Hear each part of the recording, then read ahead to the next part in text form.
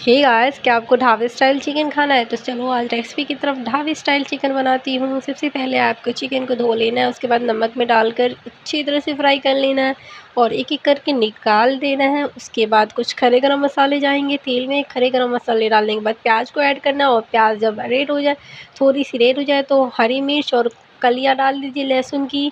सबसे इसका फ्लेवर बहुत अच्छा आता है और सबसे पहले हल्दी पाउडर आ जाएगा, रेड मिर्च पाउडर आ जाएगा, धनिया पाउडर आ जाएगा, गरम मसाला पाउडर आ जाएगा और जो पेस्ट लहसुन, अदरक, काली मिर्च, जीरा और गरम मसाले की जो पेस्ट बनाई थी वो आपको पेस्ट ऐड कर देना और अच्छी तरह से जब मसाले लाल हो जाए तो उसमें उसके बाद चिकन ऐड करना है।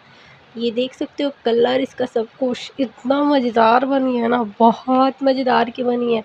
मुँह में पानी आ गया ना, तो please like me and subscribe मी। मैं मिलती हूँ नेक्स्ट वीडियो में। सो प्लीज़ लाइक ज़रूर कीजिएगा और सब्सक्राइब ज़रूर कीजिएगा। बाय बाय, टेक केयर, खुदा हाफिज़।